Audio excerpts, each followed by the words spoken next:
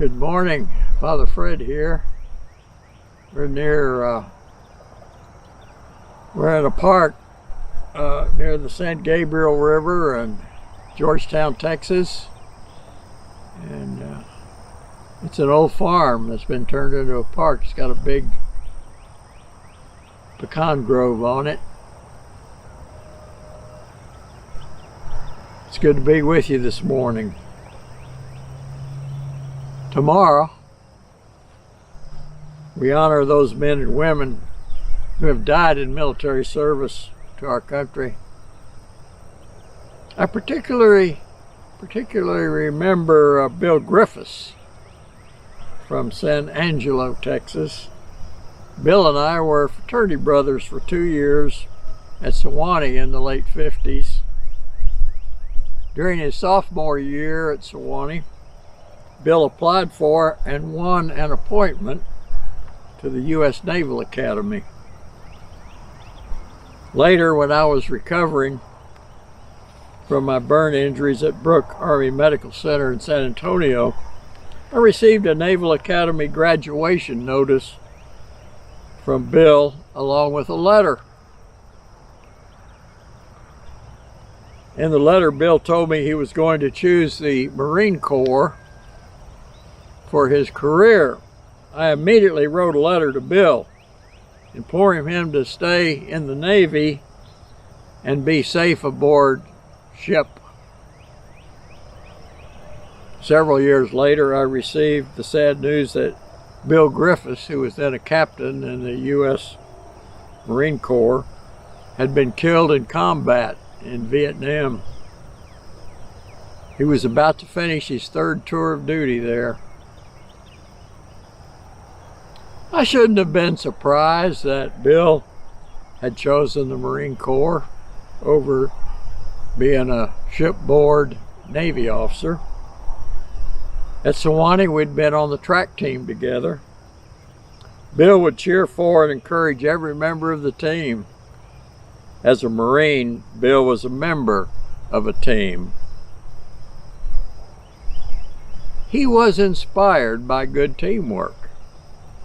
Tomorrow we will honor all the men and women of our uniformed services who have given their lives for our country. Jesus built an inspired team, and Pentecost gave them their marching orders. The Holy Spirit came to encourage the team and to cheer them on and to give them strength and power. The Holy Spirit replaced their fear with courage.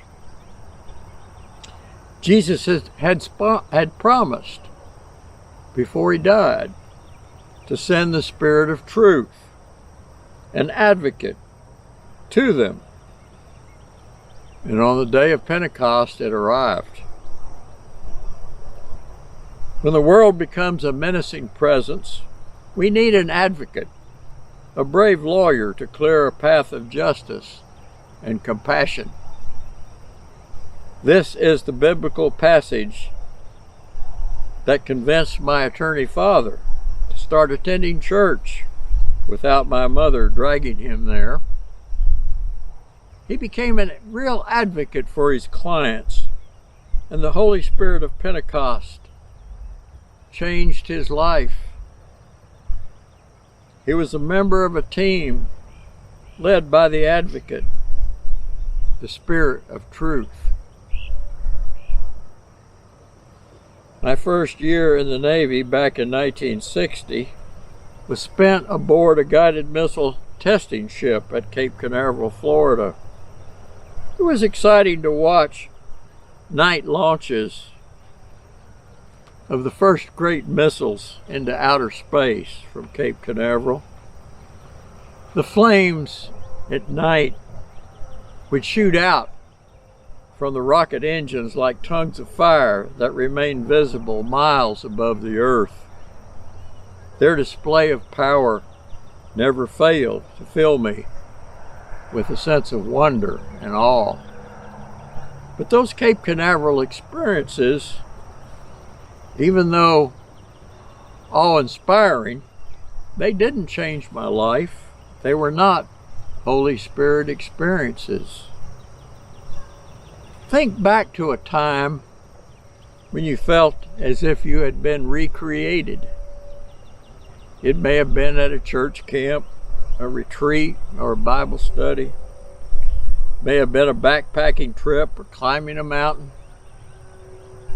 I saw the beginnings of a Holy Spirit path during the advanced stage of my SEAL team underwater demolition training.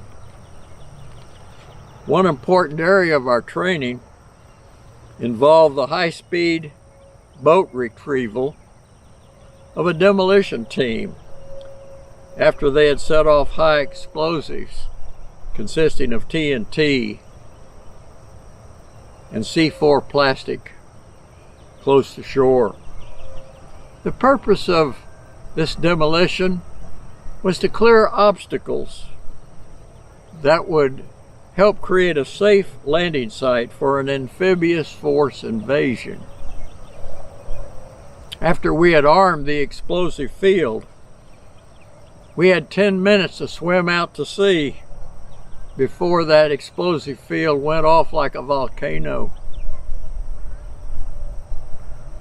We would swim out to sea beyond the range of enemy fire and form a line about 50 feet apart. Then you would see a high-speed retrieval boat approaching. At first, in the distance, it looked small, but as it got close, it seemed huge and seemed to be heading right at you, and it was. Attached to the side of that boat was a rubber boat, about 10 feet long and 6 feet wide. It bounced like a cork on the waves. Inside the rubber boat was the strongest man in our training class. He had been a varsity lineman on the Penn State football team. He looked like Hulk Hogan. I shoved my left arm into the air and paddled as hard as I could with my swim fins to be in the correct place for the pickup. Hulk would reach out with a rubber hoop that was attached to a bungee cord. That's the kind of cord they used to use on aircraft carriers to catch the airplane when it hit the deck.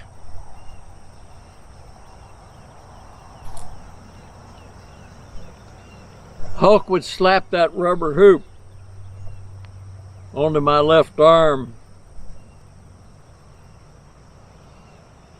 and I had that hoop in the crook of my arm, and it was attached to a bungee cord. He slapped the hoop over me, over my arm. The boat was traveling in excess of 20 knots. That's pretty fast for a boat out at sea. The bungee cord stretched so far that I could see the rear, the stern of the big boat in front of me. Then I shot like a rocket into that rubber boat, barely missing Hulk, who jerked the rubber hoop off my arm and prepared to retrieve the next man who was in that line of swimmers. I only had a split second to leap into the big boat and miss being hit by the next man who was hurtling toward us at the end of the bungee cord. You may wonder how was this boat retrieval like the Pentecost experience of the Holy Spirit? Well, first of all, it was a coordinated team effort. Jesus had spent 3 years training his disciples. Now it was time for them to operate as a team with the leadership of the Holy Spirit. Secondly, as a team, they must trust one another as they work to carry out their mission. Finally, they must never give up. The lives of others depended upon their efforts. The Holy Spirit is there to Help us change our lives to become the people of the way, the followers of Christ. The first time I participated in a boat retrieval at sea, I was suddenly changed from being a lonely swimmer in a big ocean to become a human missile at the end of a bungee cord, and then just as quickly to become a passenger on a boat with my fellow team members as we planned our next mission. The Holy Spirit is here to lead us on a life-changing journey.